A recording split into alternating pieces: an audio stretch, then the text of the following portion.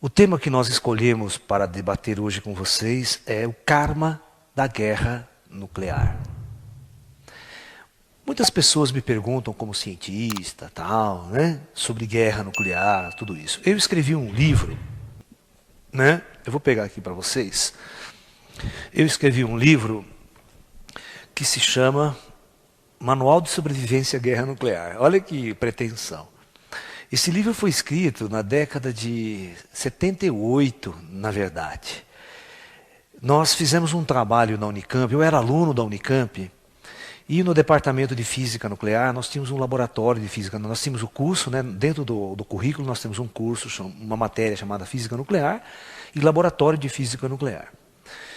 E então nós estudamos, né, o desenvolvimento da bomba atômica, todas essas coisas da radioatividade, esse material todo.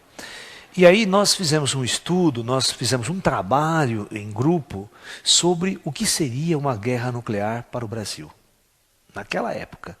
Inclusive naquela época estava muito em moda tudo isso, porque o Brasil estava instalando o seu primeiro reator atômico. Então você imagina a discussão em cima, né? Que deu na mídia, na parte política, né? A necessidade ou não do Brasil ter um reator atômico, qual era o objetivo, sabe? Não era melhor investir em hidroelétricas? Bom, tudo bem. Então nós fizemos esse estudo naquela época, porque nós pesquisamos e não havia absolutamente nenhum material no Brasil, nenhum livro que falasse sobre como proceder se houvesse uma guerra nuclear no mundo. Nos Estados Unidos, na Europa, essas cartilhas existiam em todos os lugares.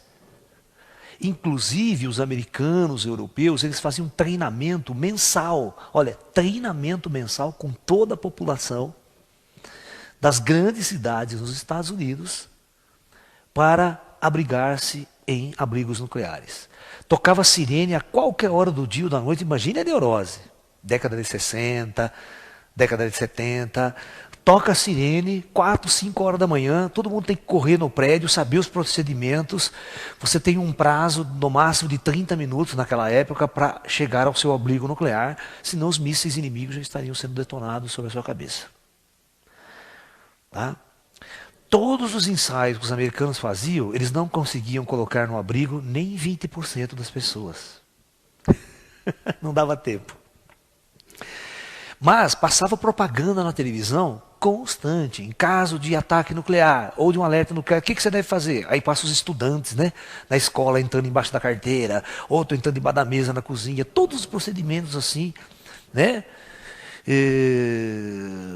que você deveria fazer, ensinava você, se você enrolar um cobertor, uma roupa branca no corpo, um lençol, ia se agachar no chão por causa do impacto da radiação gama que vinha no impacto na hora da explosão, para você não ser queimado, se você tivesse exposto, sabe?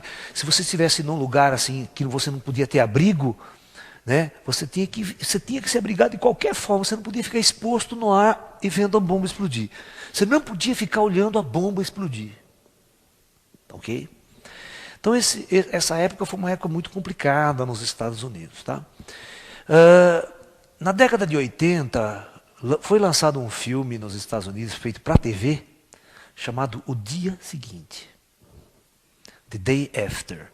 É um filme que vocês podem assistir, pegar em locadora, até hoje vocês vão ver. É um filme muito realista, né, que conta exatamente uma guerra nuclear, os efeitos dela, lá nos Estados Unidos principalmente. Vocês vão ver como é devastador. É algo inimaginável.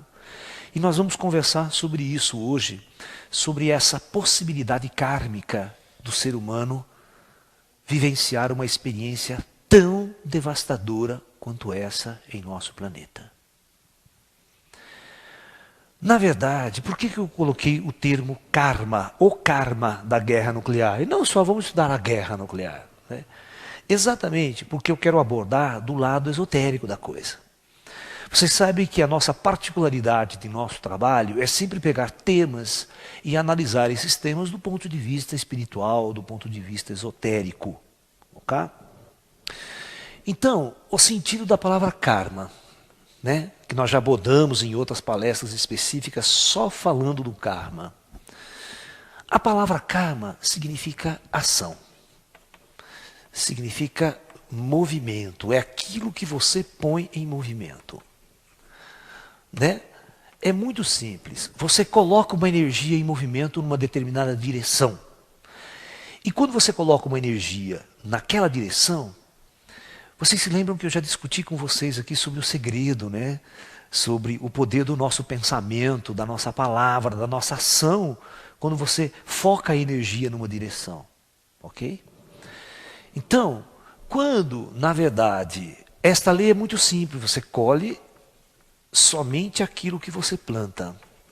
Esta é a energia. Se você foca em sua mente coisas boas, você colhe coisas boas. Se você foca coisas ruins, você colhe coisas ruins. Tudo bem. Então, vamos tentar entender. Então, entendemos o que é karma. O karma é aquilo que você planta, aquilo que você come. Onde você está focando a sua energia, você está plantando para o dia seguinte, para o futuro.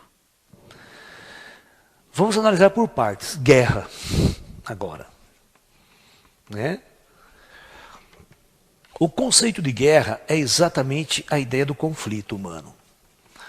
O ser humano sempre esteve em conflito na sua história, quer seja pessoal, social, político, internacional, econômico, né, ideológico.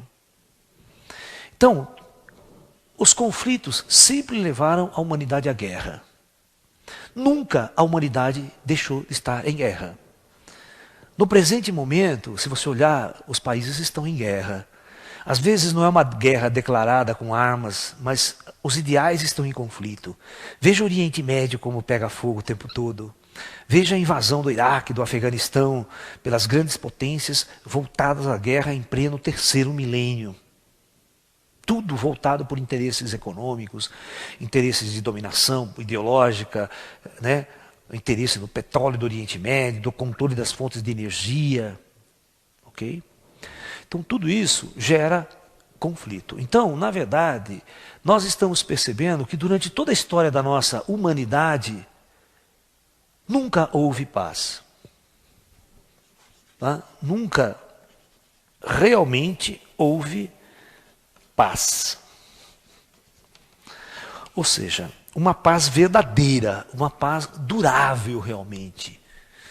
Porque o ser humano sempre esteve em conflito, porque sempre viveu de acordo com os mesmos valores materialistas.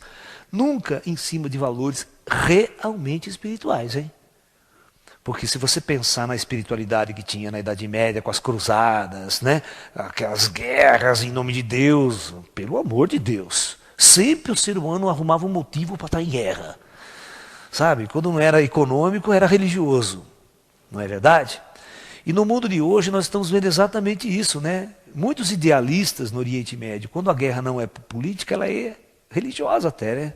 Estamos enfrentando o eixo do mal, estamos enfrentando o grande Satã, né?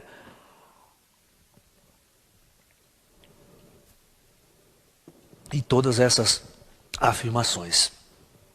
Então, na verdade, o mundo veio caminhando. Existe um livro muito interessante do Pietro Baldi, chamado Profecias.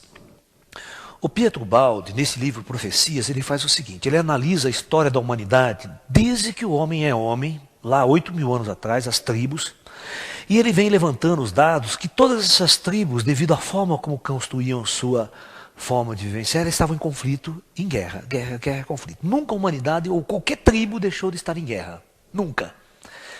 Então, ele vem evoluindo, até chegar na Primeira Guerra Mundial, até chegar na Segunda Guerra Mundial, e demonstrar, por A mais B, que é inevitável a Terceira Guerra Mundial. Tá? Então, a Terceira Guerra Mundial, ela é inevitável. Ok? Ela é inevitável de acordo com o desenvolvimento psicológico, de acordo com o desenvolvimento, né, da própria energia da civilização. Existe muito karma a ser resgatado. Né? Por exemplo, a Segunda Guerra Mundial gerou muito karma.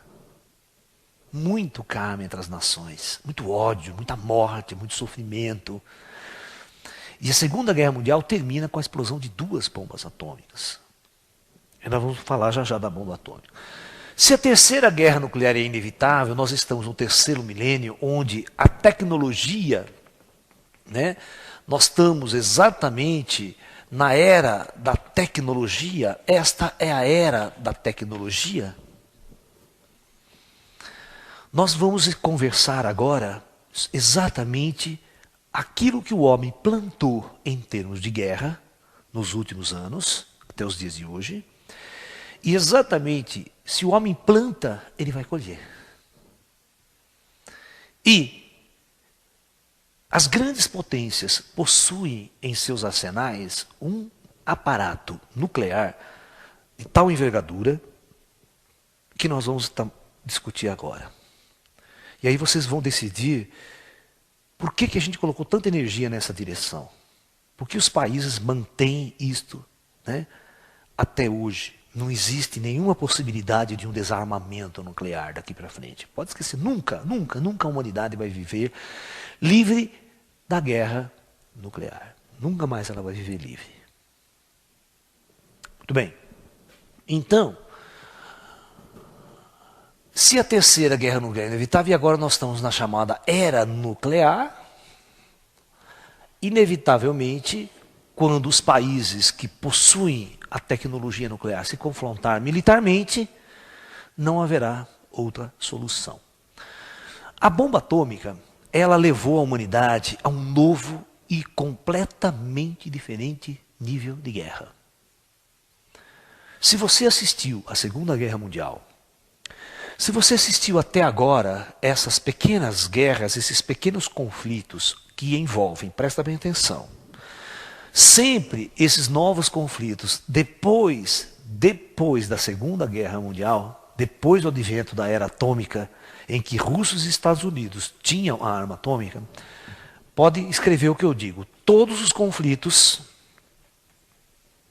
ou todas as guerras, foram travadas, essas foram travadas entre uma potência nuclear e outra não. Então, uma potência nuclear, né? E a outra não. Ok? Ou as guerras eram travadas por duas potências não nuclearizadas. No caso, Irã e Iraque, sabe? Você está entendendo?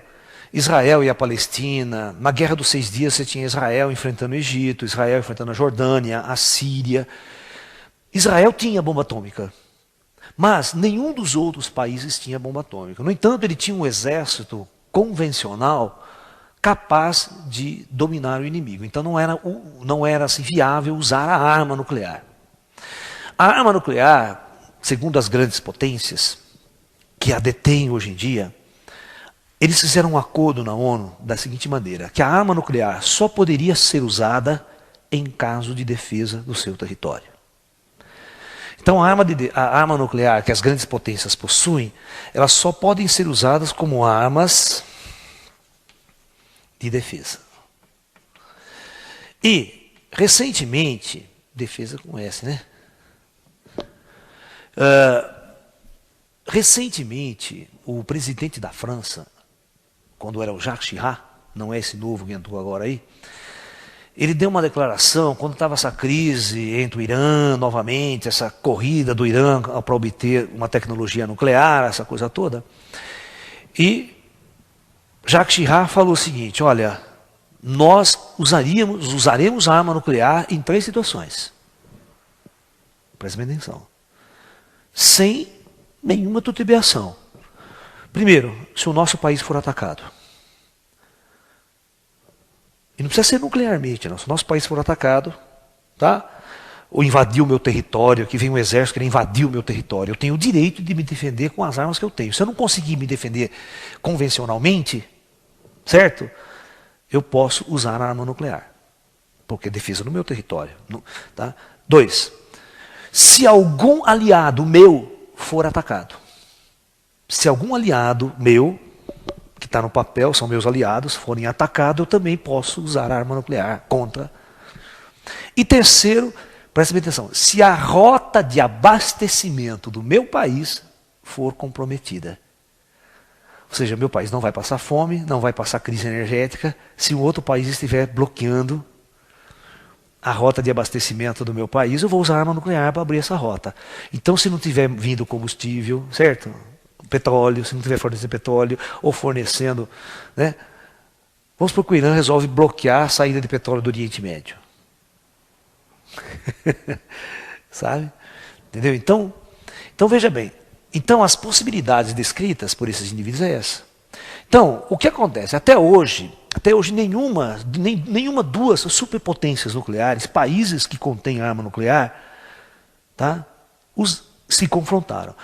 Mas vamos ver o que acontece se o Irã conseguir uma arma nuclear. Se o Irã conseguir uma arma nuclear, ele vai exatamente usar esse mesmo argumento da França. Ele vai entrar na ONU agora com o mesmo argumento. Não, minha arma é para defesa. Então, agora eu vou ditar as regras e as leis aqui no meu país, né? Você está entendendo? E realmente ninguém vai confrontar comigo aqui, ninguém vai invadir meu território. Então, os Estados Unidos já não pode mais invadir o território como invadiu o Iraque, por interesses. Porque se o Iraque tivesse arma de destruição em massa, arma nuclear, ele podia usar contra o americano, porque o americano está invadindo o seu território e a lei da ONU permite que a arma nuclear seja usada nessas circunstâncias.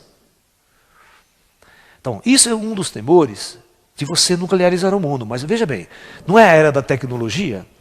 Essa era da tecnologia faz com que todos os países de terceiro mundo que têm dinheiro, com o tempo, daqui 10, que todos vão ter armas nucleares. A tecnologia fica muito acessível. Você vê, nós temos Paquistão e Índia com arma nuclear, países de terceiro mundo, né?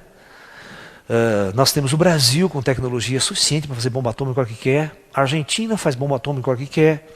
Nós temos material físsil para isso. Tá?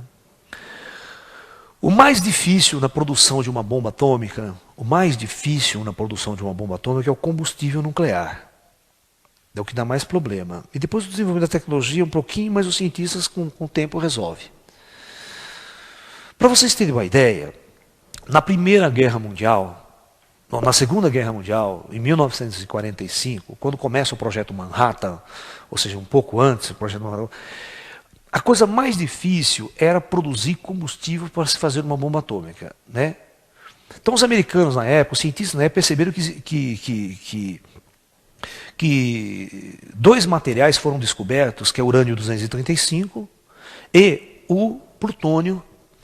Também foi descoberto, né, que você podia fazer plutônio irradiando urânio em reatores atômicos, você produzia plutônio. Então tinha duas maneiras, e o plutônio era melhor ainda do que o urânio para fazer a bomba atômica. Era muito melhor.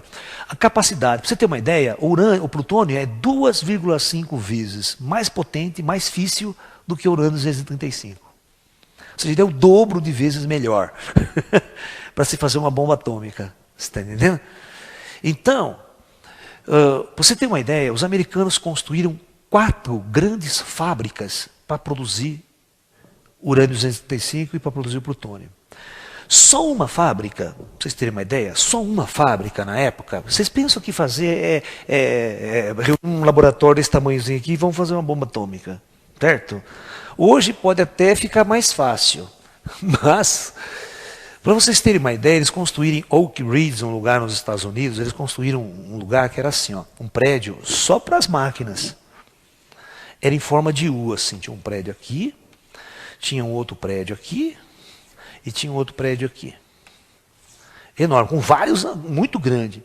Só para você ter uma ideia, esse prédio aqui tinha 800 metros de comprimento por 300 aqui. Tá? Sabe quantas pessoas trabalhavam nesta fábrica em volta, em todo o processo? 75 mil pessoas. Eles construíram uma cidade inteira no deserto em questão de meses. Porque tudo era secreto. 75 mil pessoas só para trabalhar nessa usina. E essa era uma só. Usinas de mesmo porte, com tudo, certo? Então eles botavam gigantescas máquinas tal para tentar produzir. Aí produzia só urânio 235. E a outra produzia só plutônio. E essas máquinas tinham que funcionar 24 horas por dia, porque era difícil realmente produzir, né? Uma por desvio eletromagnético, um sistema para de separar os isótopos, outra por difusão gasosa. São sistemas aí bastante complexos que não vem ao caso no nosso caso. Mas só para vocês verem que provavelmente os Estados Unidos, durante a Segunda Guerra Mundial, canalizou cerca de 1 milhão de trabalhadores para produzir a bomba.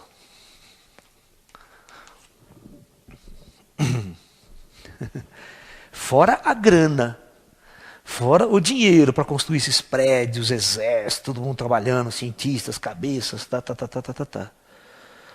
Você está entendendo? Imagine você pegar a cidade de Limeira inteirinha, que tem 300 mil habitantes, e todo mundo aqui vai trabalhar 24 horas para produzir uma bomba. Para vocês terem uma noção do que a gente está conversando, não é verdade? Vocês estão entendendo que era um esforço de guerra, todo mundo estava em guerra, não é só o soldado que estava lá dando tiro. Todas essas pessoas que estavam trabalhando estavam em guerra. Então eu quero que vocês entendam uma coisa, a energia estava sendo colocada nessa direção. Para vocês terem uma ideia, quando eles fizeram o teste, né, para a primeira bomba, explodir essa bomba em Los Alamos, essa bomba era teste, era tudo colado com fita crepe. Se jura por Deus. Eles até batizaram a bomba, eles deviam chamar a bomba de 3M. Os cientistas falaram, de tanta fita crepe que os tinha colado lá, sabe? Fita adesiva para segurar os fios, cabo, que era uma bomba protótipo. Pra vocês terem uma ideia, a outra bomba de plutônio, porque existia dois tipos de bomba que foi usada. Uma bomba de gatilho lateral, que você explodia e jogava as duas massas físicas uma contra a outra, e uma era esférica, certo? Uma era redonda, onde você explodia várias camadas e jogava tudo para um centro. Essa era a de plutônio. Então, a de plutônio nunca foi testada. Os caras jogaram ela sem testar. Jogaram o protótipo. Porque eles queriam lançar essa bomba e eles não tinham material físico suficiente para a segunda bomba. Eles fizeram um teste e tinha mais um pouco de urânio só para jogar sobre Hiroshima e mais uma outra bomba de plutônio, né, para jogar em Nagasaki. E na Nagasaki eles jogaram uma bomba que não foi testada. E a de plutônio realmente ela foi muito mais potente do que a jogada em Hiroshima. Bom, eu estou colocando isso para vocês verem que na Segunda Guerra Mundial o esforço que um país teve que ter para produzir. Por isso que vocês estão olhando agora, por exemplo, o Irã tentando produzir a sua bomba atômica, ou seja, o seu arsenal nuclear, a sua energia nuclear, ele fala o enriquecimento do urânio. Quando que eu vou ter quantidade de material suficiente, né? Que agora existe um sistema de centrifugação para produzir o urânio 235, o urânio enriquecido, físsil. Né? Então os caras calculam quantas máquinas você tem funcionando. Por isso que ele fala, hoje botamos 600 máquinas a funcionar, 300 máquinas. Isso é exatamente o que tinha aqui, os caras colocaram as máquinas em série. Mas naquela época as máquinas eram enormes, certo? A tecnologia era muito primitiva, não tinha nem computador, nem chip, nem nada, né? Hoje não, hoje as máquinas são muito pequenas. Você coloca 1.000, 2.000, 10.000 máquinas em série tentando produzir essa coisa. E os americanos ficavam calculando, eu vi uns especialistas que daqui 3 anos, 4 anos, 5 anos, eles teriam quantidade suficiente para fazer bomba atômica.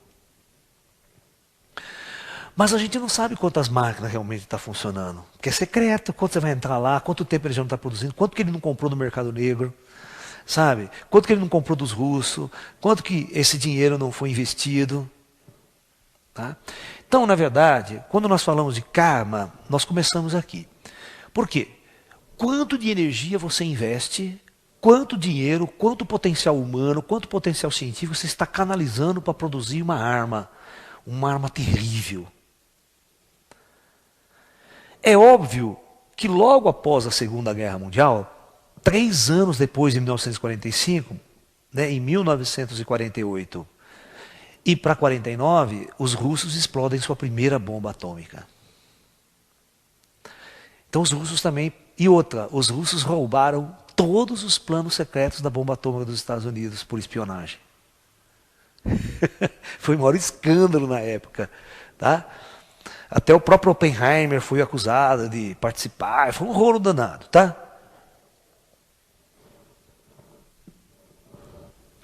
O que nós estamos conversando a nível de karma. Então vamos ver o que aconteceu após isso. Após a Segunda Guerra Mundial, como ficou o programa nuclear no planeta? Então, após a Segunda Guerra Mundial, o mundo foi polarizado. Olha, o mundo foi polarizado. A polarização do mundo foi entre os Estados Unidos, de um lado, são as duas grandes potências emergentes na época, e a URSS, a Rússia. Esses dois países tinham ideologias políticas totalmente opostas, e basicamente esses dois países foram que herdaram os grandes cientistas alemães depois da Segunda Guerra Mundial, os mísseis, os foguetes. A grande tecnologia alemã foi levada um para cada lado. Tá? Muito bem. Com o roubo dos planos, tá? Em 1949, os russos explodem a sua bomba. Obtêm a sua bomba atômica também. Uma bomba de urânio físsil, né? Uma bomba de urânio físsil, ela tem limites de potência. Tá? As utilizadas até então eram da ordem de 20 quilotons, 30 quilotons com plutônio, no máximo, pela quantidade de combustível e pelo que dava para fundir na hora da explosão. Tá? A bomba lançada em Hiroshima, ela atingiu uma potência de 10 quilotons e fez aquele estrago. A lançada em Nagasaki, segundo cientistas, atingiu em torno de 15 quilotons. Fez aquele estrago. Para vocês terem uma ideia de potência. Então a potência da bomba na época era medido em quilotons, ou seja, toneladas em 1000 toneladas de TNT, certo? Equivalente à explosão de dinamite, de TNT, trinitrotolueno. Tá? Então, é exatamente a forma como eles mediam a potência. Então eles começaram a investir. Aí veio uns cientistas, após a Segunda Guerra Mundial, aquela coisa toda, né? Um cientista tentando aumentar a potência dessa bomba. Criar uma bomba ainda muito mais poderosa do que a bomba atômica, do que a bomba, né, de fissão nuclear. Fissão porque o núcleo era quebrado no meio. O núcleo de urânio ele era partido, ele era arrebentado. Por isso chamava uma bomba de fissão nuclear. Ficcionava o núcleo. Aí Edward Teller, um cientista americano chamado Edward Teller, tá, que também trabalhou na bomba atômica, na primeira bomba, depois Oppenheimer saiu do projeto e ele assume o projeto e vai desenvolver a bomba H. Para os americanos, ele vai desenvolver a bomba de hidrogênio. Tá? A bomba H. Essa bomba H, ela é muitas vezes mais poderosa do que uma bomba de urânio. É utilizada apenas o hidrogênio como combustível. Olha, é abundante. Porque eles vão tentar reproduzir exatamente o que acontece no Sol. A reação nuclear que acontece no Sol libera tanta energia diariamente. Então a bomba atômica, ela vai usar como espoleta uma bomba atômica de urânio. Então ela pega uma bomba atômica de urânio, ela vai usar essa energia gerada pela bomba atômica de urânio como espoleta para fazer uma bomba de hidrogênio explodir. Neste meu pequeno livro eu tenho exatamente como que é construído o modelo de uma bomba atômica convencional e o modelo de uma bomba atômica de hidrogênio. E até a gente discute bomba de nêutrons aqui, essas bombas mais modernas. Muito bem. Com isso, os Estados Unidos começou a aperfeiçoar essa bomba, começou a fazer testes num atol chamado atol Bikini. Nos Estados Unidos, explodia a bomba H. Na década de 60, 50, na década de 60, os americanos explodiam. E na época, eles explodiam na atmosfera mesmo, eles não queriam saber de poluição, não. Eles explodiam, você vê aquele cogumelo que detonava a ilha inteira. Depois que os americanos, os russos, os franceses, os ingleses fizeram seus testes atômicos na atmosfera, aí eles próprios proibiram de fazer testes na atmosfera porque poluía demais, porque a radiação espalhava outro quanto é lado, né? Você tá entendendo? Quantas vezes a França não fez testes nucleares aqui né, nesse atol aqui, nesse lugar quando ela fazia teste, mas só quando o vento soprava para o Brasil, né? Aí eles explodiam uma bomba. Quando soprava para a Europa, eles não explodiam uma bomba. Então a radiação, quantas vezes eles faziam um teste lá na semana seguinte, ia medir o índice de radioatividade no leite aqui no Rio de Janeiro, era 10, 20 vezes maior, no leite. Porque a radioatividade caía nos campos, a vaca comia, e isso passava para o leite e ia para a população. Eu sei disso porque eu participei de todos esses estudos na Unicamp, de toda essa época aí que os negros ainda faziam testes. E a gente tinha muito dados desses professores nossos de física nuclear que faziam esses testes lá no Rio de Janeiro, né, no Brasil. Muito bem. Então, com a bomba H, eles conseguiram, presta atenção, chegar a uma bomba, presta atenção, de 10 megatons. Gente, o que 10 megatons é maior do que a bomba de Hiroshima, que foi 10 quilotons?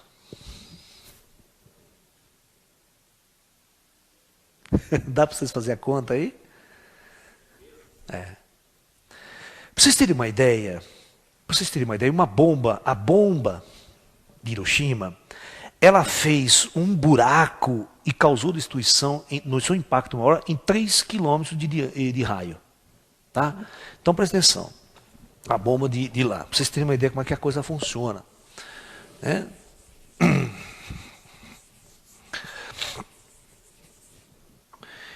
A bomba de Hiroshima ela faz um estrago assim, ó.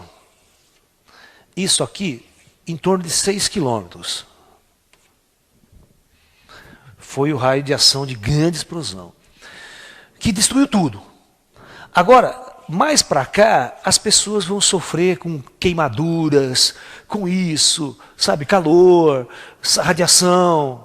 E de acordo com o vento, com a precipitação radioativa, esse vento pode levar a radiação a até 300 quilômetros de distância e matar pessoas.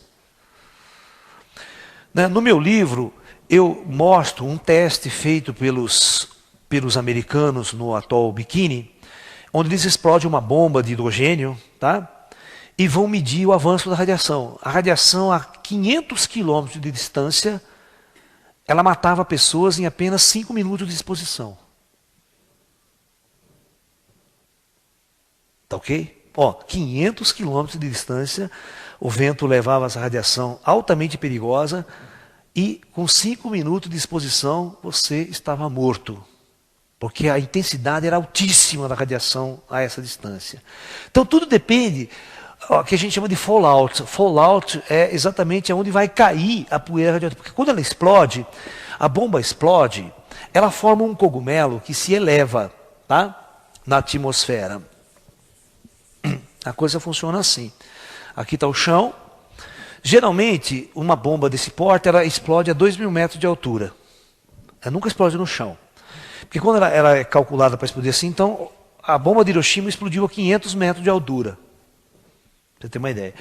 Aí ela explode e ela faz um estrago muito maior, porque ela atinge Se ela explodir no chão, o próprio chão e os prédios abafam ela. Então eles calculam para explodir essa altura. Aí o que acontece? Aquela grande explosão, a explosão desce, detona tudo, e toda essa sujeira aqui, ela sobe pelo calor. Ela vai formar o chamado cogumelo, aquele cogumelão bonito, vermelho, né? E isso sobe até a estratosfera. Isso vai para 4, 5, 10 mil metros de altura, 15, 20 mil metros de altura. E aí as correntes aéreas lá começam a levar isso aqui. E com o tempo ela começa a cair. Porque a poeira é pesada, ou chove, né, a própria poeira começa a cair. Isso chama fallout, e vai cair longe. Eles calculavam que dava a volta no planeta. O fallout às vezes dava a volta no planeta. Ia cair radioatividade no Japão, pouco para uma bomba, mas que circulava o planeta, circulava. A parte mais pesada caía mais próximo, certo? Mas mesmo assim, de acordo com o resultado do vento, temperatura, tudo, essa difusão acontecia. E as pessoas que estavam muito próximas, a intensidade radioativa era muito alta, e naquela época ainda, de Hiroshima, as pessoas não sabiam nem o que era radiação, né? A bomba explodiu e ficava lá olhando, né? Que bonito, né? Você está entendendo? Porque hoje em dia não. O Laércio dá o seguinte conselho: se por acaso você estiver próximo de uma explosão nuclear, né? E você só ia assim ver o cogumelo, se você estiver vendo o cogumelo, de onde você estiver vendo o cogumelo, você está em risco. Porque a distância do teu olho, ver o cogumelo, você já tá assim com 90% debaixo da terra, do caixão. Você pode encomendar seu caixão. Tá? E o conselho que o Laércio diz é o seguinte: cogumelo está lá, você vira de costa e corre, cara, mas corre. Corre. Corre o máximo que você puder e não olhe para trás. Nem pense, nem sonhe em buscar seus amigos que estão naquela direção, viu? Em salvar seus amigos, porque já estão mortos. Se salve, procure dar um jeito na sua vida. Porque você não sabe o que é uma bomba atômica, você não tem noção do que é uma radiação. Ela te mata mesmo. E você nem sente nada enquanto está se contaminando. Você não sente nada. Muito bem. Agora, presta atenção. Eu falei vamos ver o que 10 megatons faz. Né? É uma beleza. 10 megatons de potência, que é a bomba H. O raio que ela atinge, o raio de destruição é em torno de 40 quilômetros. 80 de diâmetro. Então imagine pegar no centro de São Paulo e jogar uma bomba H dessa. Pode medir 40 quilômetros para cada lado, já era. E, como os russos são inteligentes e querem destruir uma cidade inteira, eles jogam as 3 bombas sobre uma cidade. Não joga uma. Joga umas 3 de 10 mega. No Day After mostra bem isso. Mostra 2 bombas explodindo sobre uma mesma cidade. 2 cogumelos.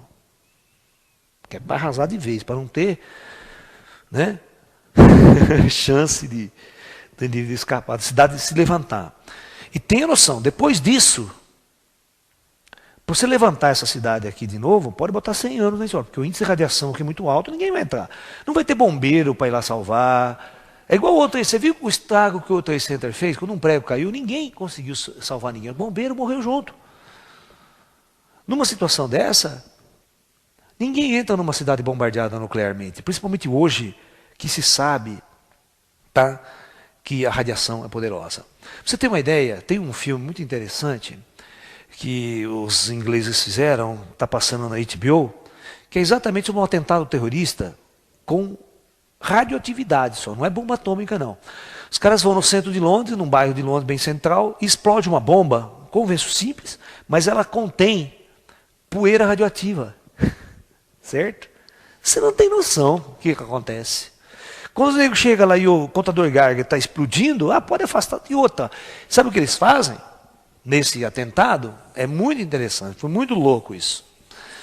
Eles têm, os ingleses têm, os americanos têm esse programa, porque é atentado terrorista contra. Não precisa nem ser bomba atômica, não precisa ser bomba atômica. É lixo radioativo como esse Césio 137 aqui que foi pego no ferreiro aqui, no ferro velho aqui no Brasil, tá? Aquele material, você pega aquele.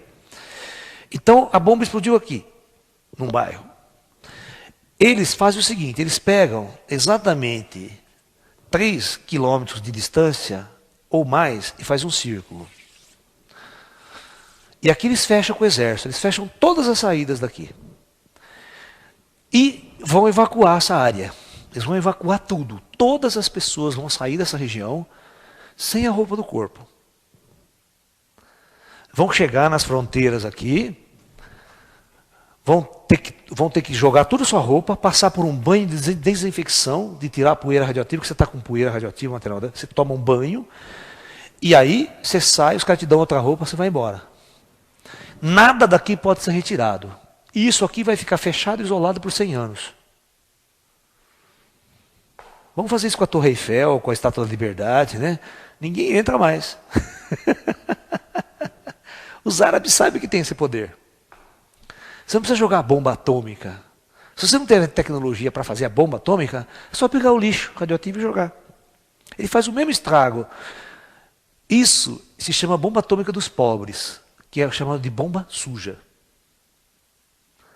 É só misturar com talco e explodir uma bomba, né? Essa bomba espalha. E esse filme mostra os terroristas preparando o material radioativo, colocando numa bomba, levando numa van e explodindo a van. Tá? Muito bem. Vocês acreditam que os russos explodiram uma bomba na atmosfera como teste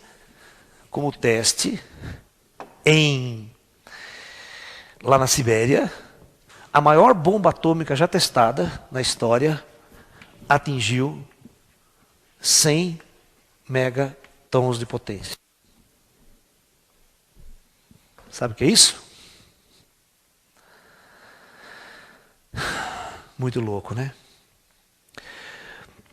As tensões, durante a Guerra Fria, as tensões eram tão grandes, que na Europa existia o chamado bloco socialista e o bloco da OTAN, certo? O bloco ocidental. Então, a OTAN era a organização do Tratado do Atlântico Norte, que era a união militar de todos os países alinhados com os americanos. E o Pacto de Varsóvia era exatamente todos os países da Cortina de Ferro alinhados militarmente com os russos. Então nós tínhamos uma divisão na Europa, lá, uma fronteira praticamente entre a Europa ocidental e a fronteira com a Europa oriental e mais aqui a Rússia, certo? Ok? Muito bem. Vocês acreditam que durante 24 horas por dia, nesta fronteira aqui, ó, saía aviões carregados de bomba atômica, os chamados B-52, eles voavam aqui, eles ficavam voando. Chegavam aqui, eles voltavam. Quando acabava o combustível, eles pousavam, subia outro. Mas não era um, eram uns 4, 5 que ficavam sobrevoando. 24 horas por dia carregando uma carga de bombas atômicas. Exatamente pelo medo de um ataque nuclear, e a reação tem que ser imediata. Você não pode demorar muito para reagir, senão o atacante destrói você antes que você jogue uma arma contra ele, antes que você acione o seu contra-ataque. Então, na época, né, a estratégia era essa. A estratégia era manter esses aviões no ar. No ar. Se houvesse um ataque, esses aviões já entrava em espaço aéreo inimigo e ia fazer o seu bombardeio. Imagine quanto gasto, quanta energia. Aí, o que os americanos faziam? Os americanos faziam exatamente, botavam um monte de base de mísseis aqui, voltado para base de mísseis terra-ar, né? Terra-terra, né? Mísseis balísticos. Foi exatamente quando os americanos fizeram um acordo com a Turquia, e colocou uma base de mísseis na fronteira com a Rússia, não deu outra. A Rússia, então tá bom. O que ela fez? Ela atravessou o Atlântico e botou os mísseis nucleares dela em Cuba. Aqui, ó. Apontado para os Estados Unidos. Ou seja, os mísseis nessa posição demoravam 10 minutos para atingir seu alvo. Eu pergunto, 10 minutos, dá tempo de tocar sirene, dar um alerta nuclear, você acionar um contra-ataque e todo mundo correr para abrigo nuclear? Se lá mesmo em 40 minutos ninguém conseguiu fazer isso nos ensaios. Então aqui, por causa desse fato, é que aconteceu a crise dos mísseis de Cuba. Vocês podem pegar um filme famoso que o Kevin Costner fez, né, chamado Os 13 Dias que Abalaram o Mundo. Neste dia, gente, vocês vão ver que nesta época, quase, mas por um triz, não existia mais o nosso planeta. Por um triz, o mundo não entra numa guerra nuclear total. Com as duas potências jogando tudo que tem umas sobre as outras. Muito bem. Na época, já em 1960, 63, 64, a quantidade de bombas atômicas produzidas pelos russos e pelos americanos e distribuída pelo Pacto de Varsóvia e pela OTAN, para essas forças que estão aqui, Inglaterra, França, todo mundo que já tem as bombas atômicas também, naquela época nós tínhamos a capacidade de destruir o planeta 100 vezes. Ó, a capacidade nuclear era suficiente para destruir o nosso planeta, levar à extinção do nosso planeta mais de 100 vezes. Só basta uma, né? A estratégia, na época, era guerra global. O que é guerra global?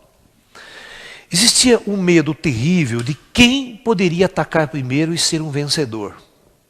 As tensões chegavam a tal ponto, e eles investiam tanto, mas tanto, tanto, tanto em mísseis, em bombas, em tecnologia nuclear, em submarinos, em guerra, que o orçamento dos dois países era praticamente quase que tudo canalizado para a guerra. Para produzir esse tipo de exército, de tecnologia, de arsenais caríssimos, mísseis intercontinentais, tudo voltado para a guerra. Veja bem, vocês têm que entender que quanta energia era colocado para guerra nuclear.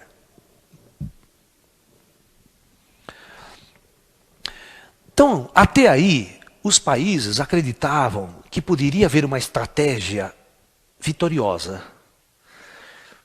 Quantas vezes nos ensaios, os generais não davam conselho para o presidente atacar primeiro?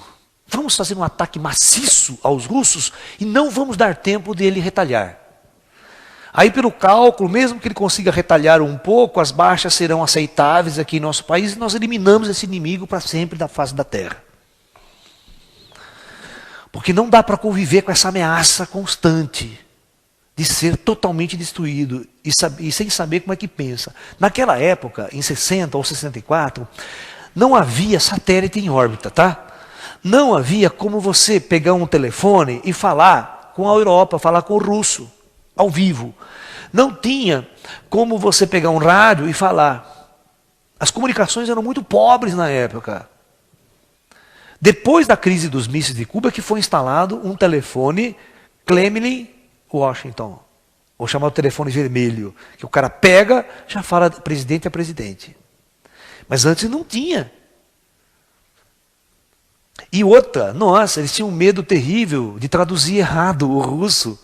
Então eles tinham 3 ou 4 tradutores russos aqui junto com o presidente para entender o que o presidente, que o general russo estava falando do outro lado. Porque se entendesse mal, traduzisse mal, você não tem noção. O cara falou, não, mas ele não quis dizer isso. Não, mas ele disse, não, ele não quis dizer isso. Só a entonação de voz dele, tem que ouvir a gravação de novo, sabe? Para saber se ele estava jogando, se não estava jogando, sabe aquelas coisas todas? Tudo jogo de português é uma coisa complicada, cara. Né? Então, nesta época, o mundo quase explodiu. Quase explodiu e nós não existiríamos aqui hoje. Eu ouvi várias histórias dos generais russos, né, dizendo que o mundo correu perigo mais de 3 vezes de um holocausto nuclear total. Por muito pouco, o mundo não explode. Na Guerra dos 6 Dias, um general russo, um almirante russo, que estava comandando um submarino nuclear na região, por um triz, ele virou a chave de lançamento de mísseis para lançar sobre Israel. Mísseis atômicos. Quando os Estados Unidos interceptou que os russos iam atacar nuclearmente Israel, eles colocaram em DEFCON 3 o seu arsenal nuclear e os russos abaixaram a guarda. Porque eles iam atacar os russos com tudo. Então sempre teve essas ameaças, mas quase que o general aciona e ataca mesmo. Um almirante lá no submarino manda ver. Ia acabar com Israel. Muito bem. Então, nesse momento, nós estamos entendendo que quanta energia os caras canalizaram para a guerra. Ok? Recentemente, né, houve um avanço na tecnologia. Na década de 60, então a coisa funcionava assim. Vou mostrar como é que são mísseis, como é que era o problema da guerra na década de 60. Quais eram as armas mais sofisticadas e o que funcionava. Então, imagina a Terra redonda, tá? Ó. Se você pensar, os americanos ficam aqui e relativamente os russos ficam aqui, quase oposto no planeta, certo? Então veja bem, como tudo é muito vigiado, o céu é muito vigiado por radares, né? E depois que começou a lançar satélites espião, aquela coisa toda, vigiança por satélite, hoje então nem se fale. Né? Mas na época, um avião para sair de território americano ou território da OTAN e atravessar todo esse espaço para bombardear os Estados Unidos, ou mesmo indo por trás lá, né, que a gente fala pela Sibéria, lá por cima, pelo canal lá do Alasca, né? Eles calculavam, então eles encheram de base de radar, tudo, para interceptar esses aviões. Se esses aviões viessem, entrasse espaço aéreo americano, os americanos já mandavam sua frota para interceptar. Era uma briga no ar. Então era muito difícil um avião atravessar o escudo aéreo e chegar em território americano e jogar uma bomba atômica. E mesmo para isso, demoraria 50 minutos, 60 minutos, né? Porque, né, detectaria o avião, os negros já botavam em alerta, tudo o sistema, certo? E ia contra-atacar. Então tinha um tempo de reação nessa guerra. Muito bem. Um míssil intercontinental lançado da Rússia, ela subia e depois caía em território americano. Esse tempo era de 40 minutos, calculado na época. E aí se desenvolveu uma tecnologia especial, depois, em 70, por exemplo, que detectar por satélite. Então eles detectavam a hora que o míssil era lançado. Quando o míssil era lançado, o escudo que tinha na Europa, que eles chamavam de radares, detectava que foi lançado um míssil. Então já imediatamente eles tinham que analisar se esse míssil era perigoso, quantos mísseis foram lançados e se você acionava um contra-ataque ou não. Porque o contra-ataque tem que ser acionado, segundo os americanos, 15 minutos depois da detecção. Então os americanos tinham um plano de lançar exatamente um contra-ataque 15 minutos depois desse míssil estar no ar. Porque depois não tinha mais chance. Você não podia acionar um contra-ataque depois que as bombas caíram. Porque a maior parte das bombas eram dirigidas, em primeiro plano, não para as grandes cidades. Eram dirigidas para as bases de lançamento de míssil, para toda a linha de ataque dos Estados Unidos. A coisa era tão sofisticada que, na década de 60, os Estados Unidos precisou construir, no deserto, bases subterrâneas para guardar esses mísseis. Para que um ataque nuclear não destruísse esses mísseis. Então, era construída uma base subterrânea, silos subterrâneo. Tá? Então, por isso que lá no deserto tem aqueles buracos assim no chão, e esses buracos abrem e o míssil sai da terra. Porque ele está escondido lá. Tá? E depois eles inventaram uma rede subterrânea, que esses mísseis, como os russos detectavam onde eram esses silos, e os russos já conseguiram inventar armas para furar esse silo e destruir o míssil lá embaixo. Olha, os americanos, para safar dessa arma, tiveram que fazer uma rede de túneis aqui, complexa, e todos os dias pegar o míssil e ficar transportando de um lado para o outro. Para os russos nunca saber aonde que o míssil realmente estava. Você já imaginou o gasto para manter todo esse programa estratégico em funcionamento? Quanto soldado, quanta energia, quanto trabalho, quantas pessoas, quanto dinheiro, quanta tecnologia investida. Tudo para a guerra, tudo plantando a guerra. Imagina, isso na década de 60. Gente, quando chegou na década de 80, a tecnologia cresceu.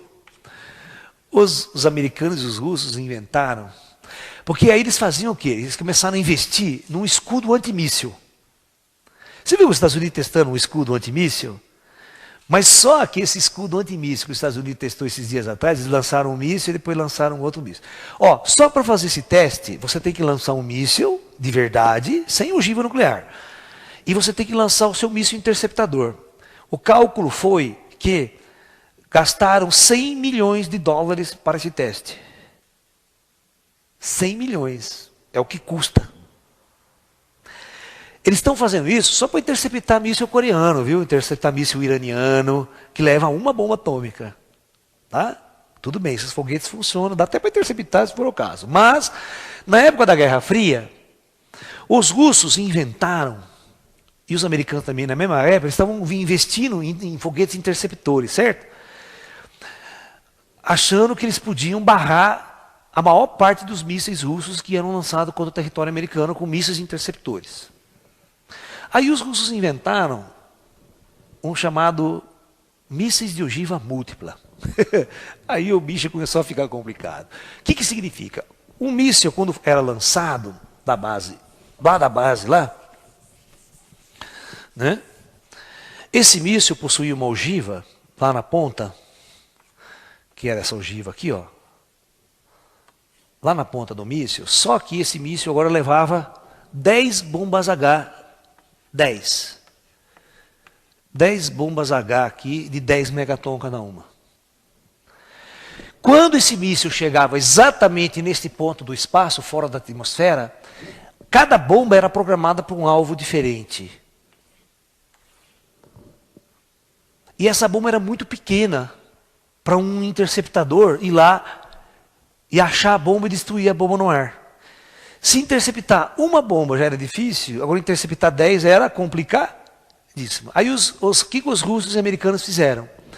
Junto dessas bombas verdadeiras, eles instalaram contramedidas. Vocês já assistiram muitos esses filminhos de ficção, você sabe o que é uma contramedida. Eles instalaram balões infláveis, que era o seguinte: quando a bomba atômica saía daqui, eles lançavam mais 100 balões idênticos às bombas atômicas.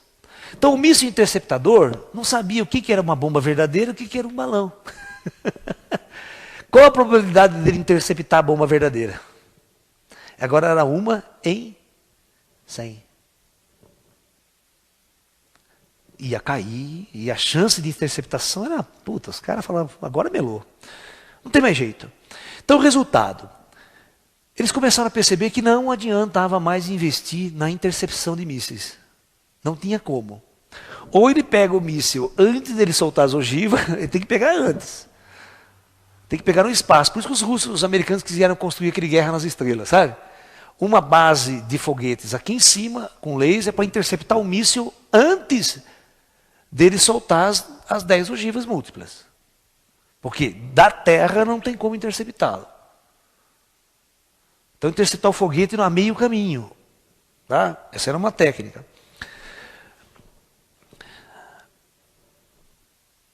Nesta época, os russos e americanos estavam nesse pé de guerra.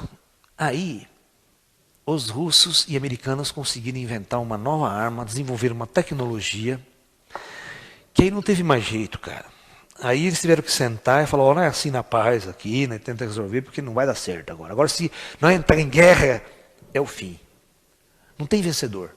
Porque até aí, eles estavam tentando a supremacia contra o outro, né? Tentando achar uma maneira de interceptar o outro e de vencer essa guerra. Ainda a possibilidade de ter um vencedor.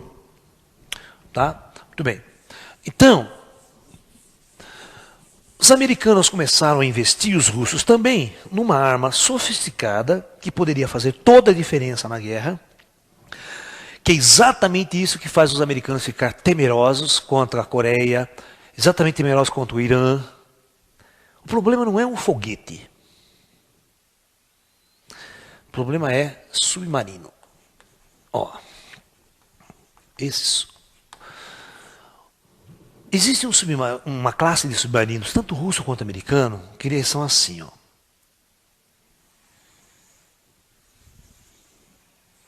Eles são gigantescos. Tem um submarino russo que ele tem 300 metros de comprimento. Você sabe o que é 300 metros de comprimento?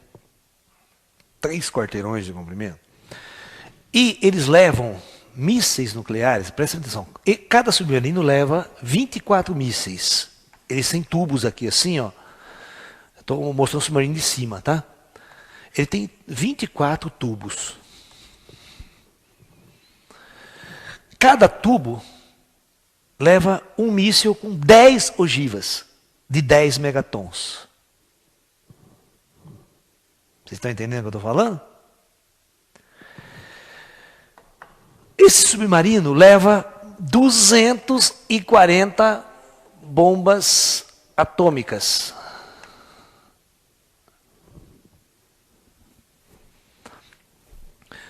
Então, foi feito um cálculo.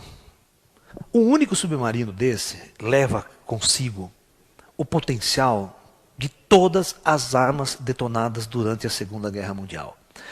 Ou seja, se você somar desde o início da Segunda Guerra Mundial, por volta de 38, 39, até 1945, com o lançamento das 2 bombas atômicas, pode somar as 2 bombas atômicas, a potência de todas as bombas lançadas é menor do que a potência que um único submarino carrega. Então, se esse submarino for acionado e ele lançar todo o seu arsenal, o almirante desse submarino estava dando uma entrevista num programa da Discovery. Ele disse assim, eu sei que se eu lançar todo o potencial que tem aqui, meu planeta não será mais o mesmo. Depois desse dia. Eu sei. Que eu não vou ter mais casa para voltar. Ele falou assim, ó, eu sei que eu não terei mais casa para voltar.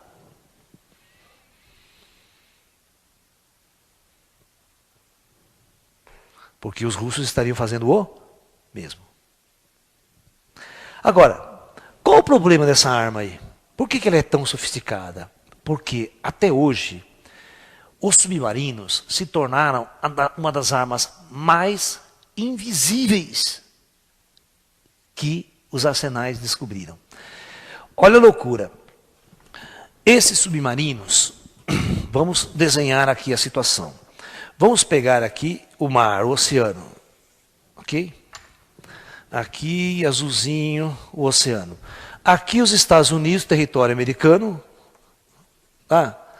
E aqui o território russo. Só para vocês terem uma ideia.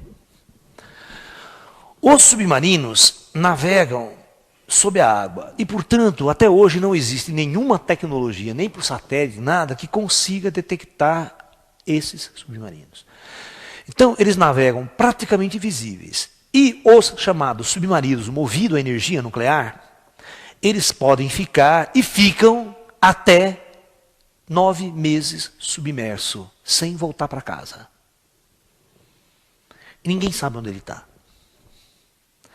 Isso significa que esse submarino russo, ele pode vir e estar exatamente aqui a 100 metros, 200 metros da praia. E ninguém sabe que ele está lá.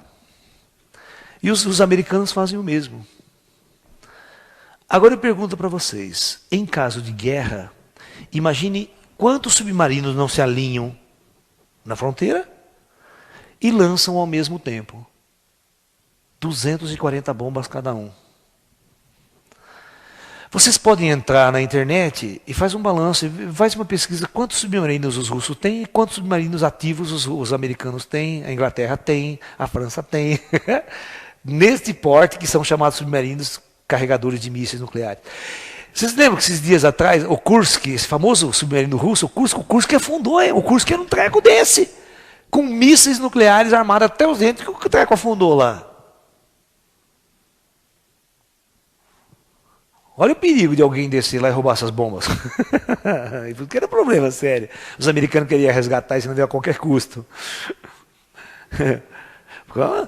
Então, agora funciona o seguinte. Os mísseis lançados, eu pergunto, quanto tempo demora para atingir seu alvo?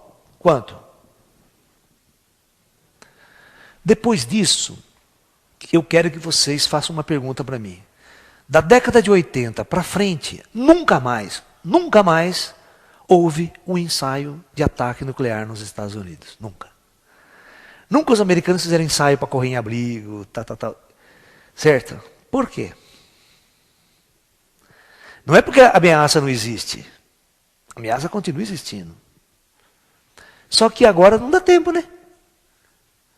Porque o primeiro ataque que for efetuado pelas forças inimigas virá de submarino.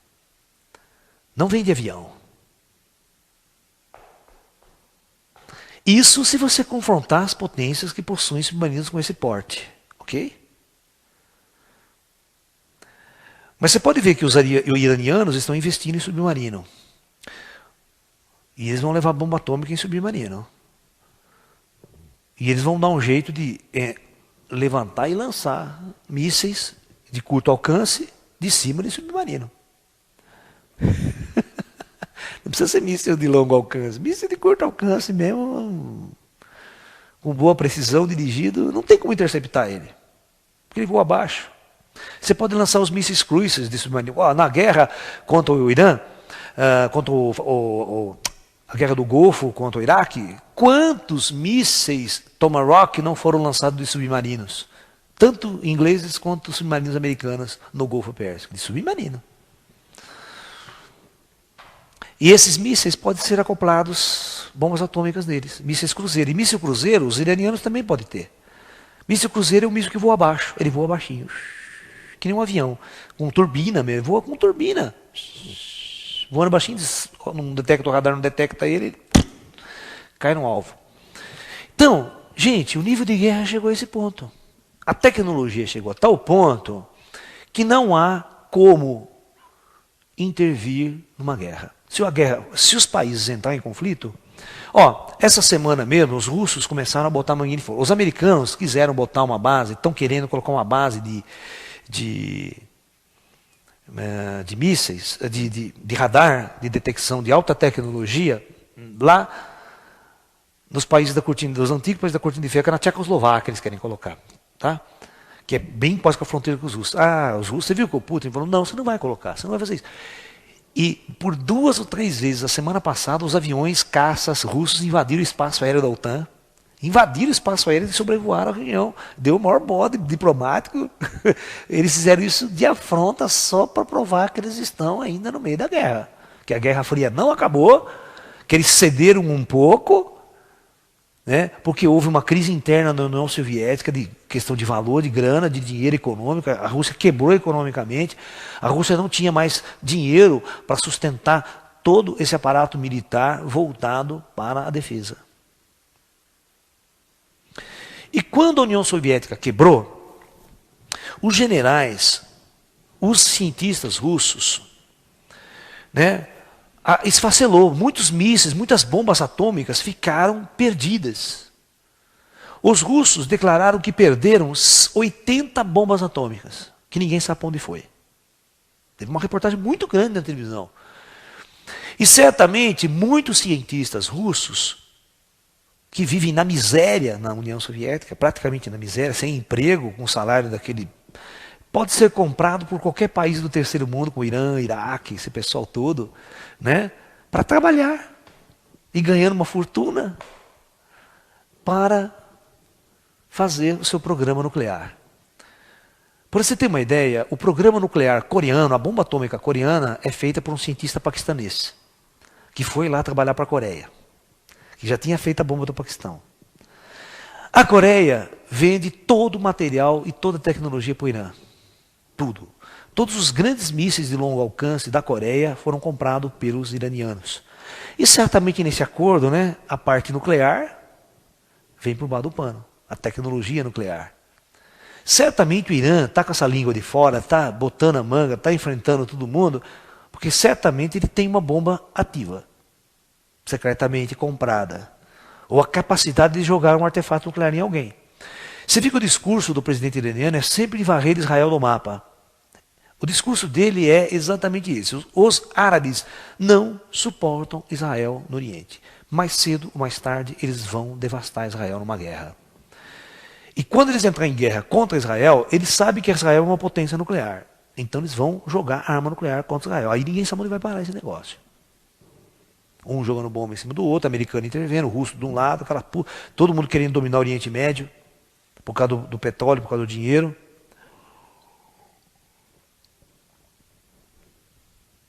A Síria está sendo acusada de ter um programa nuclear também secreto, certo? De estar confrontando, né?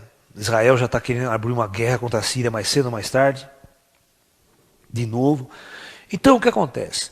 Eu mostrei um quadro para vocês aqui hoje, do que se investiu no mundo e como está a tecnologia nuclear hoje das grandes potências de primeiro mundo. Ou seja, rezem para que nunca essas potências, como a China...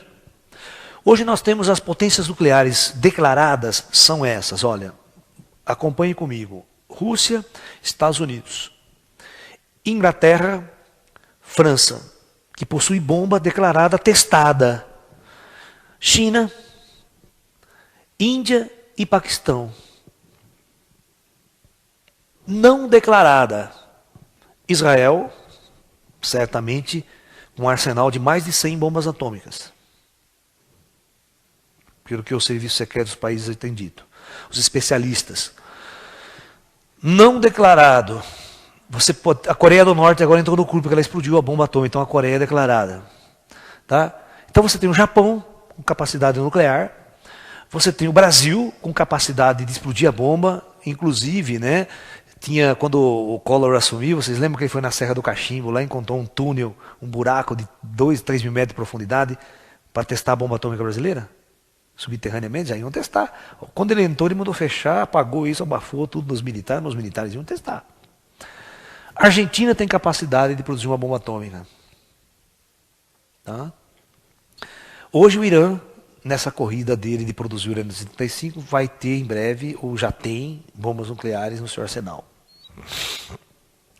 Com o terrorismo no mundo, o medo dos americanos receber uma bomba nuclear vinda por um atentado terrorista.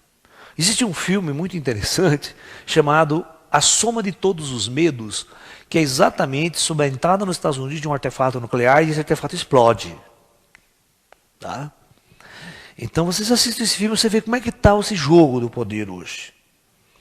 Então, na verdade, nós temos que dizer o seguinte, a humanidade, veja bem, ela não está se espiritualizando. Ela não está se transformando na luz, na era da luz. Muito pelo contrário, nós estamos vendo os conflitos cada vez mais intensos, cada vez mais profundo. Uma hora ou outra, essas armas nucleares serão usadas no mundo moderno. E depois que a primeira arma nuclear for usada, um holocausto começar a se desencadear, nós não sabemos quantas armas serão usadas, qual é o nível de intensidade que essa guerra vai tomar, as proporções que ela irá tomar, se a China entrar em conflito, certo? Você está entendendo? Se a União Soviética tomar partido em um determinado momento.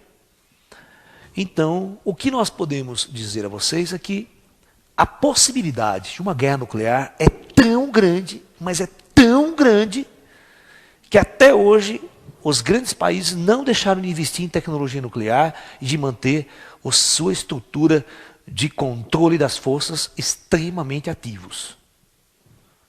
Se não houvesse perigo, todo mundo já tinha desencanado com isso. Mas os arsenais russos e americanos estão intactos, funcionando perfeitamente, principalmente os estratégicos que estão em submarinos e nos aviões invisíveis, no stealth, no bombardeio B-1. Essas são as linhas de frente que vão levar as bombas atômicas no alvo. Pode ter certeza.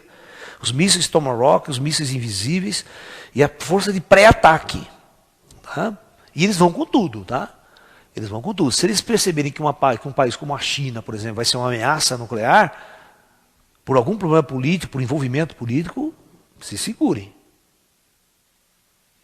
Então, este karma é exatamente o que a humanidade plantou. A humanidade plantou tudo isso. Nós estamos vivendo essa tensão planetária.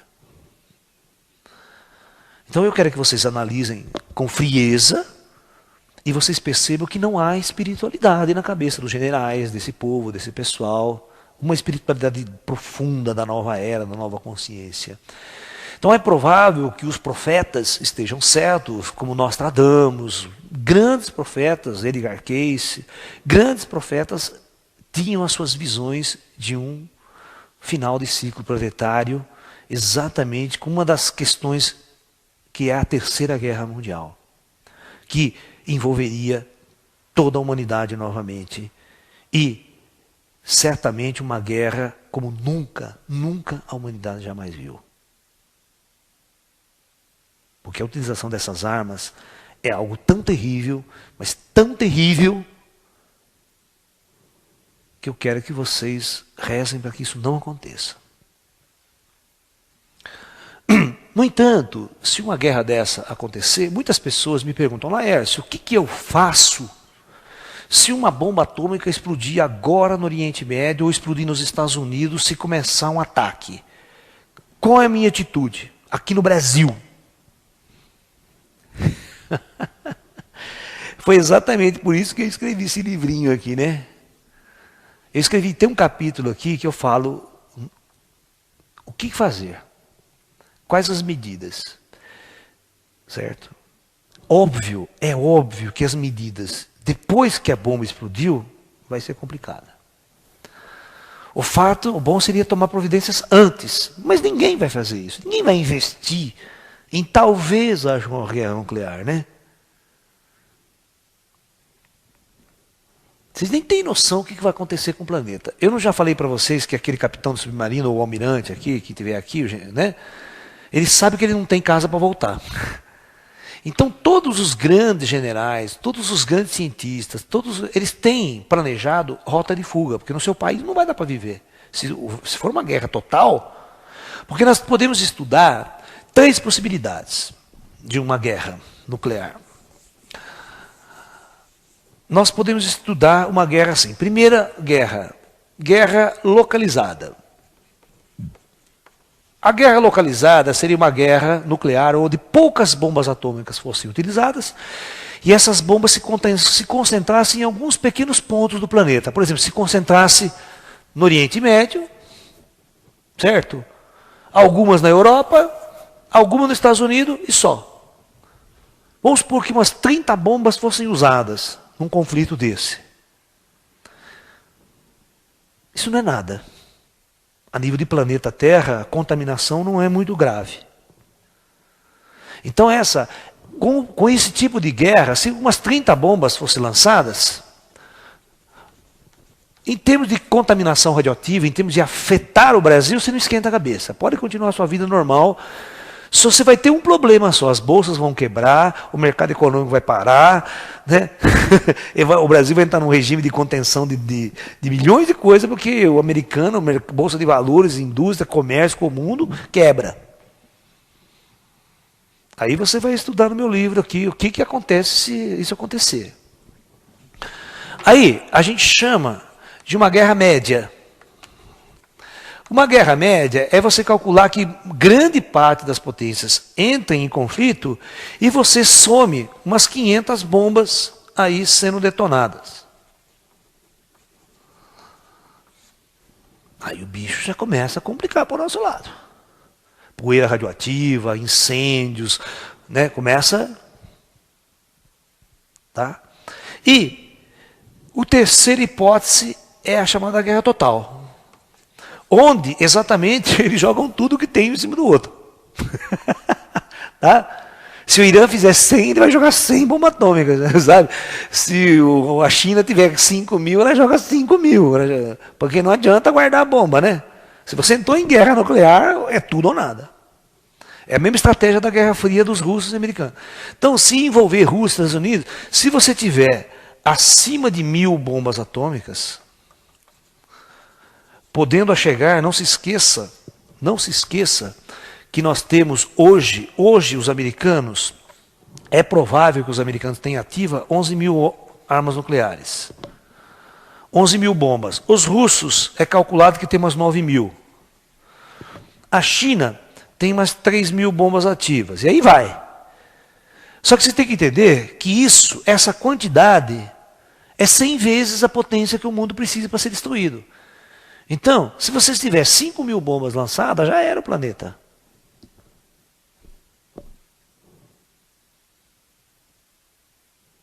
Tá?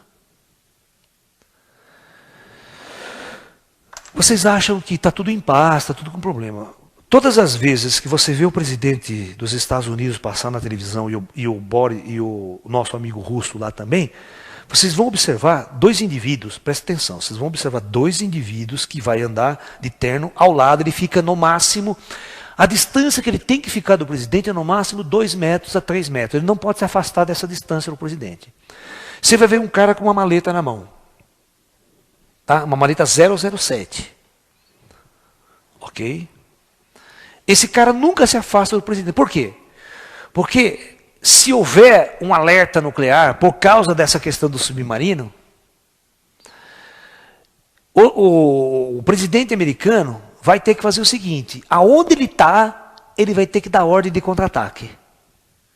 E só ele pode dar ordem de contra-ataque para lançar míssil atômico. Nenhum general pode tomar decisão sozinha. Tá? Então, como o tempo é curto, né, ele tem que fazer o seguinte, o russo também, ele tem que pegar essa mala, ele vai abrir essa mala, ele vai pegar uma chave que anda no pescoço do presidente, o presidente americano, ele anda com uma chave por dentro aqui, 24 horas por dia, ele vai pegar essa chave, enfiar na mala e virar e digitar o código. Ele tem que digitar um código e esse código todo dia é mudado. Todo dia pela manhã o presidente recebe o código e só ele sabe o código. Tá? Ele vai guardar esse código com ele. Então, imediatamente ele vai daquela mala acionar o código, esse código por rádio vai para todas as bases nucleares e aciona um contra-ataque. E imediatamente esse presidente é levado para aquele Força Aérea 1, ele tem que ficar no espaço. Você vê, até hoje, nenhum dos dois países se afastam dessa maleta essa maleta não se afasta do presidente por menos de 3 ou 4 metros. À noite, quando o presidente vai dormir, esse cara fica com a maleta do lado do quarto do presidente. Aonde ele for, 24 horas por dia. Isso para vocês pensarem que ainda não há perigo. Se não houvesse nenhum perigo, por que esses dois caras estavam andando até hoje? E é 2 malas, porque se uma falhar, tem a outra. Porque as pessoas, sabe por quê? Não, é porque, veja bem, por que tem que ter 2? Vamos supor que eu vou atacar você, hoje. Então, eu vou mandar uns terroristas, um pessoal, agente secreto, para anular aquela mala. Entendeu? Imagine eu com uma metralhadora, eu atiro na mala. Eu pego o cara e pego a mala. Eu detono a mala, você não pode acionar um contra-ataque. Os americanos generais ficam esperando a ordem do presidente e nada de vir. E os mísseis caindo do inimigo. Então você tem que ter 2. É estratégico, tem 2 caras com 2 malas. E você vai ver, a mala que esse cara leva é algemada no pulso. Tem uma algema aqui, para não ter nego que vem tombadinho e leva a mala. Principalmente se vier no Brasil, né? No Rio de Janeiro, pega um arrastão no Rio, na praia, lá, ô tombadinha leva a mala do presidente.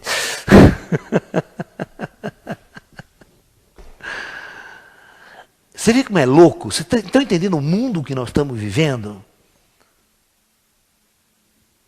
Onde você tem que ter esse nível de segurança nuclear, 24 horas ao lado. Você pode pegar o presidente russo e pode olhar o presidente americano, pode olhar o cara da mala. Teve uma reportagem esses dias na Discovery falando desse assunto, e o cara sempre focando no presidente desfilando, e pegava foco, ó o cara na mala, a maleta. Olha a maleta. E pegava o russo e mostrava a mesma coisa, sabe? O russo num discurso, ou num passeio, num restaurante, e o cara na mala. Do lado. Exatamente porque a humanidade ainda corre o grande risco de um ataque nuclear surpresa.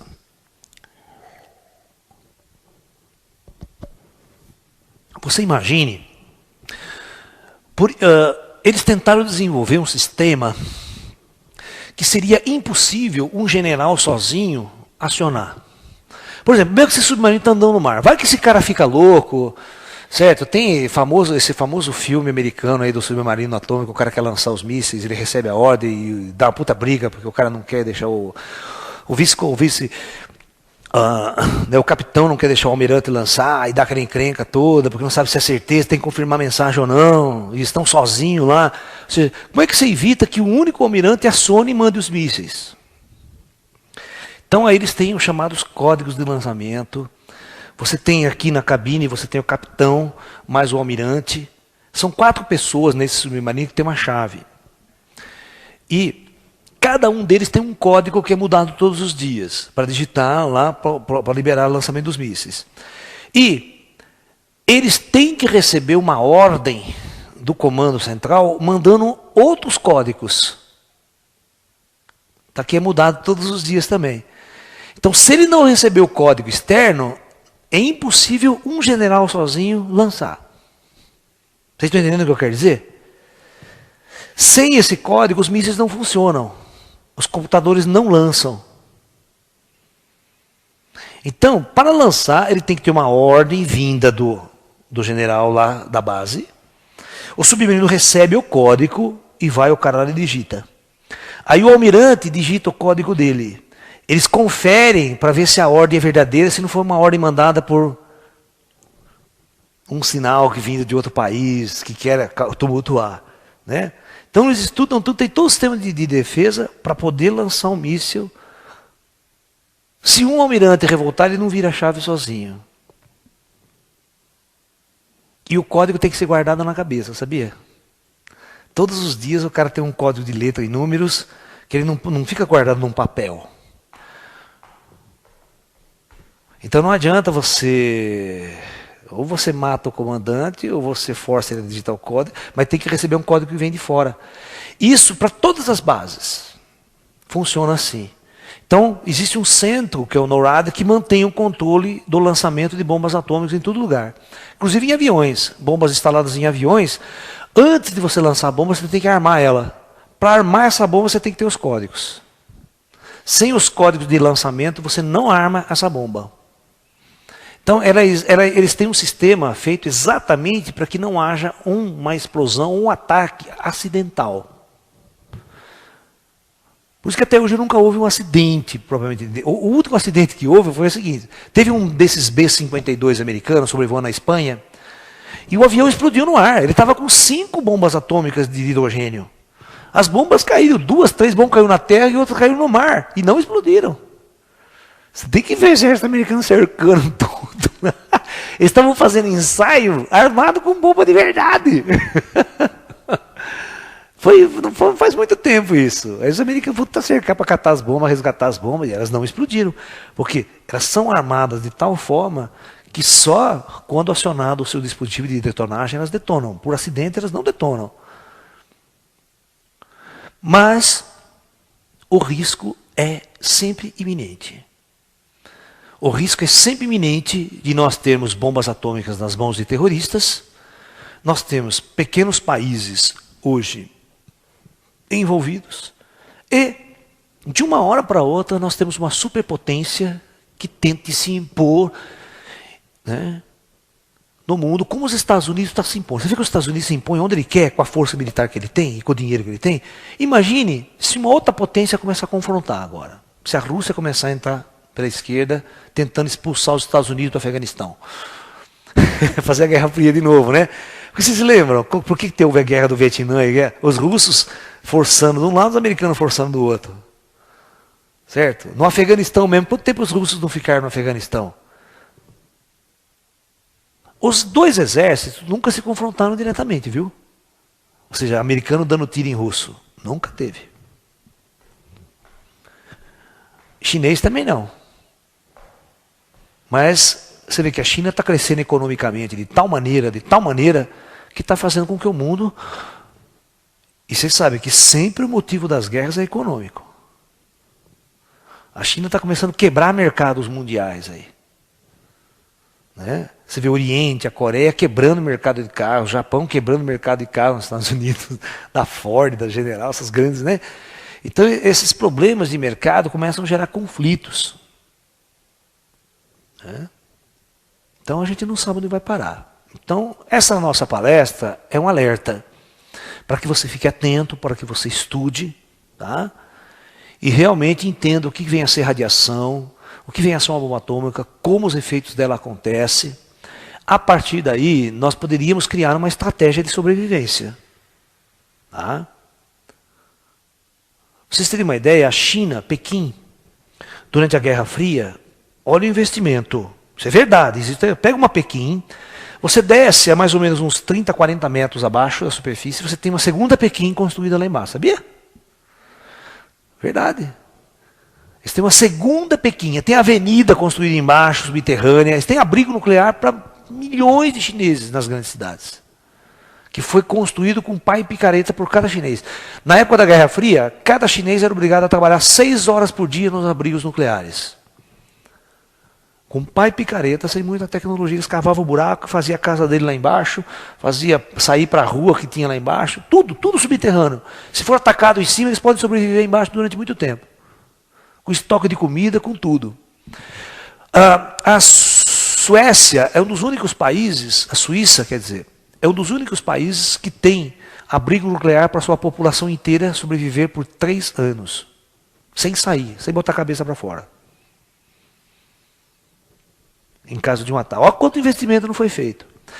Os Mormons, que é chamado a Igreja de Jesus Cristo dos Santos dos Últimos Dias, são um povo que constantemente espera o Apocalipse, tá? Devido à sua própria cultura, à sua própria religião.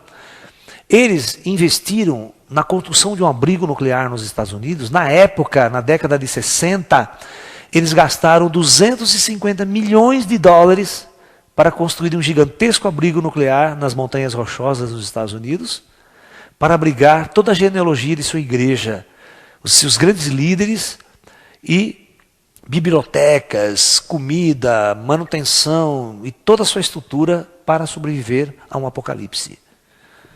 Está lá até hoje, esperando o fim do mundo. Tá? Ok? Então, o karma da guerra nuclear, ou seja, tudo aquilo que você planta, você colhe. O quanto você investiu e está investindo nisso? O quanto a humanidade está canalizando suas forças para o conflito, para produzir a bomba? Né?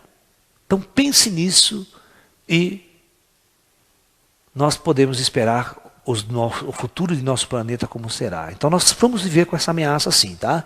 Sempre vamos viver com essa ameaça daqui para frente. Nunca vamos mais tirar ela de nossas cabeças. Enquanto o mundo não passar por uma grande transformação na era da luz. Mas nós vamos sempre viver com o terror de um ataque nuclear. Ok? Muito boa noite e até um outro encontro. Namastê a todos.